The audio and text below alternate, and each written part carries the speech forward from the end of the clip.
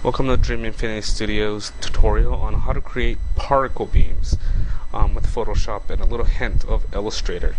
Particle beam is not necessarily an official name of anything, it's just a name that I kind of gave to myself. Basically what they are these little funky light streaks that you can see on like a lot of my work, such as Eternal Somnium and Nocturnal Combustion, which is this piece right here. And these are all created, these little light streaks are all created just in Photoshop. Nothing special, nothing, no 3D program, no filters, just purely strictly Photoshop and a little hint of Illustrator. So I must warn you though that this tutorial is mostly chance, and even right now for myself I'm not even sure the kind of result that I'm gonna get. It's not pre-made or anything, and I don't even have an example to show you because it's not going to exactly really look like the final example. But this is a photo that I'm going to be working with today. It's a very nice photo of a model. It's just kind of posing in a kind of a mystic way. It's a good to work with if you have black photos with like black backgrounds, dark backgrounds, especially someone standing in a dark black background. It really works real well with particle beams and whatnot. But first of all, we're going to go into Illustrator. Now, as you can see in Photoshop, I already have the photo up. I'm going to go to Layers and make sure that it's not locked. And this is the photo that I'm working with. Now we're going to go to Illustrator, and now this isn't really a tutorial about Illustrator, so I am already going to automatically assume that you already know fundamentals of Illustrator. But I'm going to go slow on this. On Illustrator, I'm just going to open a document any size. It really doesn't matter. I'm going to choose a black box with the the fill color filled with black, and I'm just going to make a square and just fill the whole entire Illustrator document with black. And I'm going to lock it by pressing Control 2 or Command 2 if you're on a Mac. Now it locks and we have a little black background. And now the next thing we're going to do is create some funky lines. Just a little beautiful line. Maybe something like that might work. So after I created the line with the pen tool, I'm going to make sure I'm going to outline this white. Now I've outlined this white. I'm going to select it, pressing the Alt key. I'm going to duplicate it by clicking and dragging out. One more time.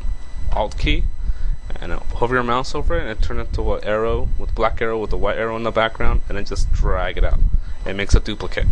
Now what I'm going to do is I'm going to get the points, and I'm going to zoom in right away.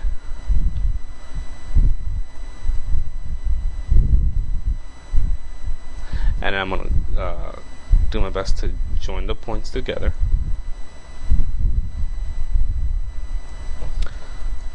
And then go down here and do the same. Now, it's really important to join the points together. Once the arrow key locks white, that means it's joined. Now what we're going to do is zoom out and select both of them.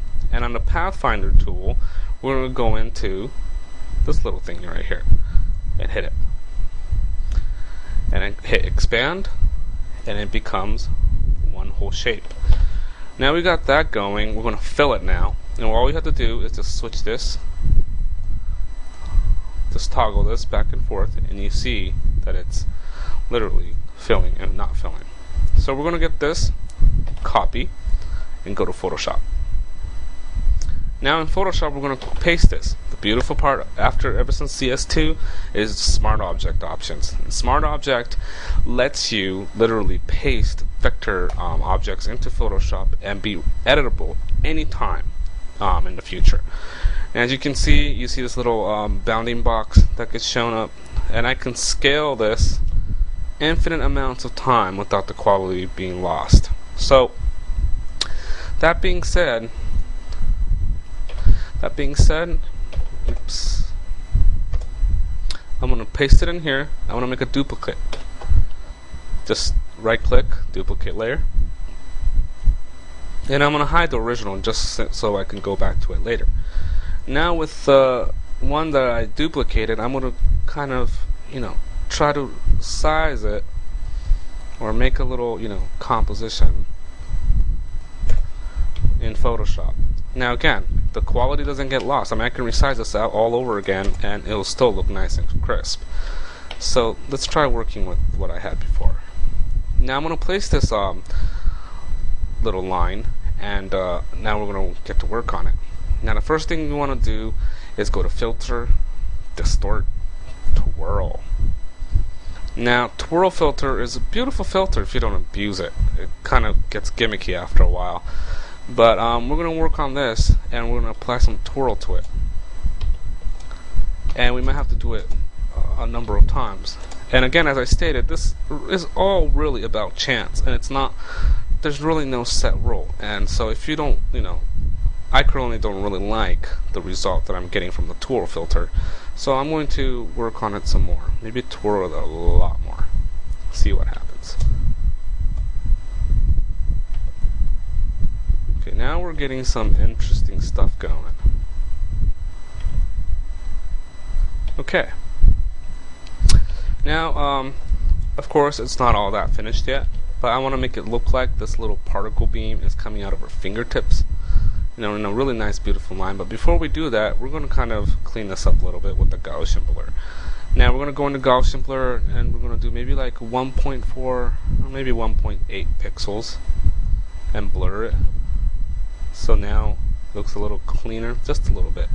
Then I'm going to duplicate this layer and duplicate it with the blur and every layer effects enhanced. And then after that, I am going to rasterize both layers. Oh wait, no, sorry. Don't rasterize both layers. The first thing we're going to do is rasterize a top layer, and then we're going to colorize it. With the hue and saturation control, we're going to colorize and just kind of color in the beam. And once we colorize, we're going to have to brighten up the saturation a lot, as you can see here.